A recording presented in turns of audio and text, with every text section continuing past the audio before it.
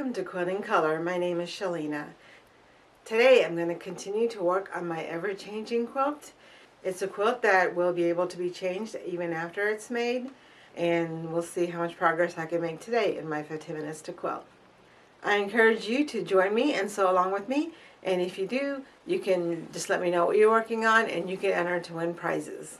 And don't forget to listen for the sacred word of today. Come join me and let's watch this ever-changing quilt come to life.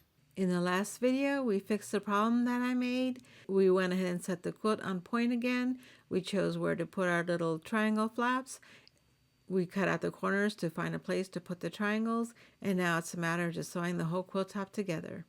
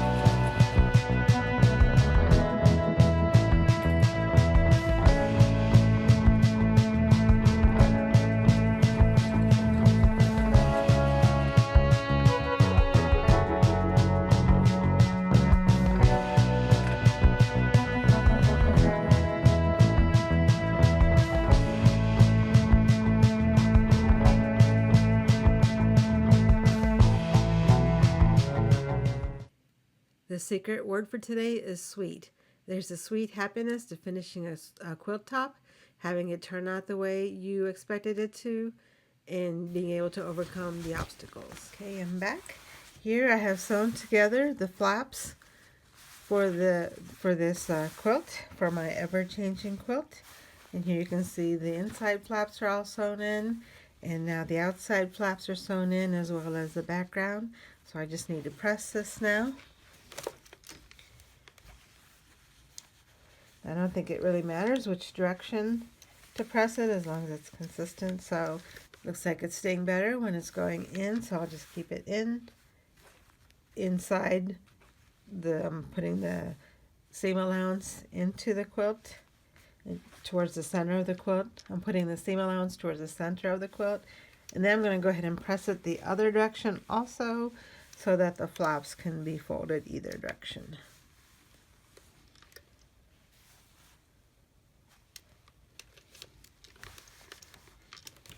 Let me do the other side.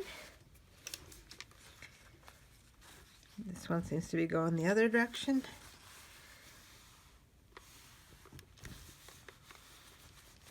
And to me it doesn't really matter. They don't have to be consistent.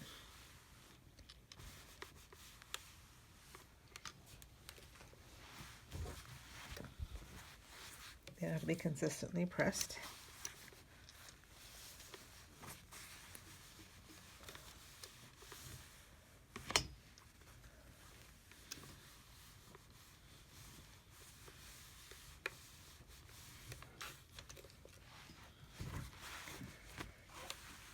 Last corner.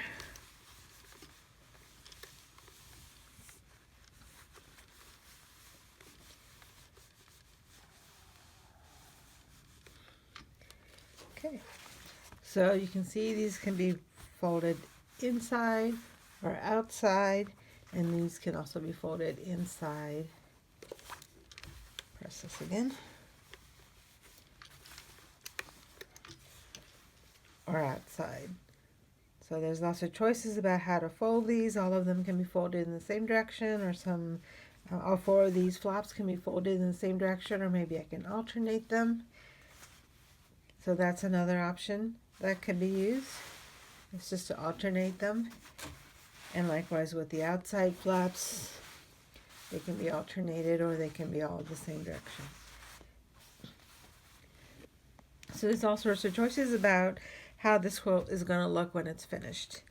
So I spent some time off camera thinking about what I wanted to do next.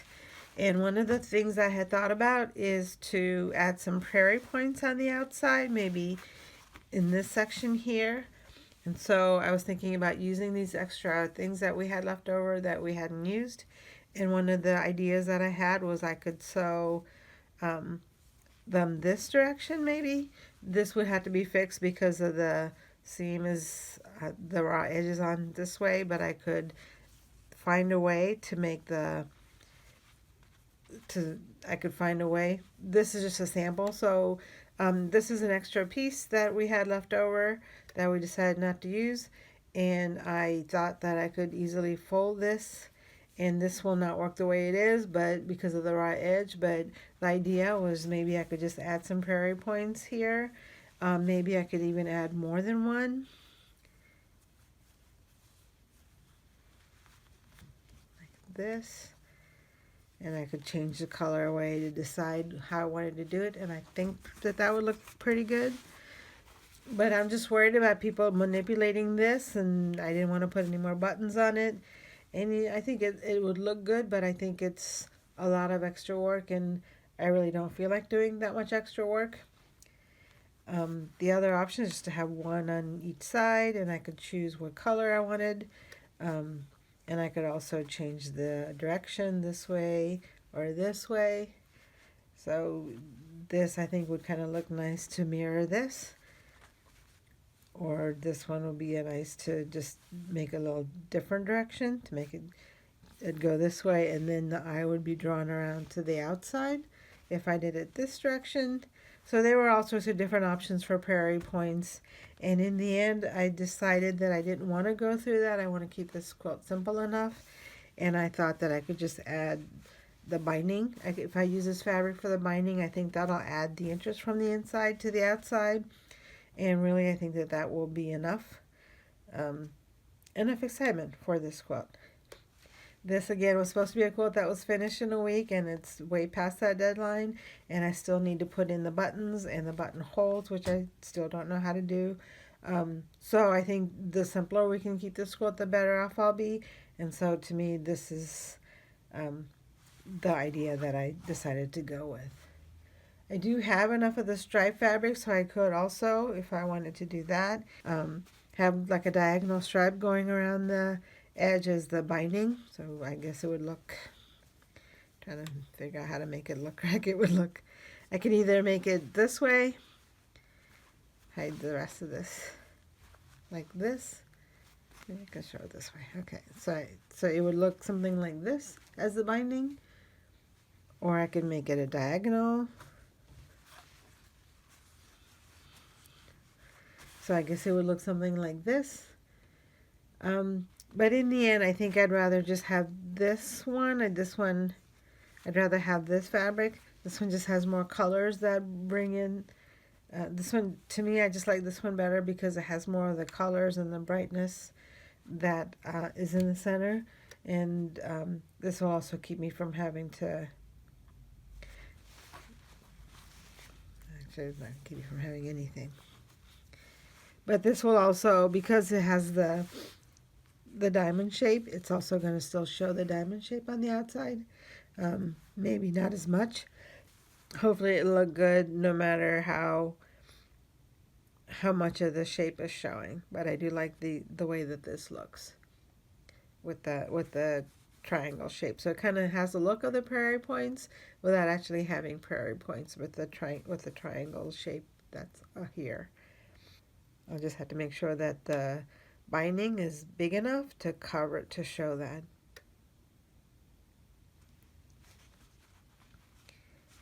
Okay, so now I need to trim this to take off these rough edges here. These are not even, so I just need to trim it so that it's all the same, and then I can cut some binding. But before I get carried away with all of that, I need to do the buttons and the buttonholes. So I'll actually need a lot of buttons because I need buttons on this side to hold the flaps this way, but I also need buttons on this side to hold the flaps this way. So there's 8 flaps here, so I'll need 16 buttons. And so the buttons, I'm thinking, will probably just go like in the center here, a little close to the tip, but not too close. And then I'll need 16 buttons, and I had to figure out which buttons I want to use. Initially, I was going to use these really teeny tiny buttons, but I think a bigger button would have more of an impact, and it would also be easier to manipulate the quilt, because I want to make sure that this quilt can stand the extra manipulation that this quilt is going to get. I hope you enjoyed watching me make progress on this quilt, and I hope that you got a chance to sew along with me today as well. Let me know what you're working on today so you can enter to win prizes. Just let me know in the comments what you worked on today, and you'll get an entry in the drawing. Another way to get the entry is to use the secret word of the day. 2 winners will win the quilt journal, which will help you document your special quilt. Thank you for watching. I appreciate all of your support, and I hope to see you again in the next video.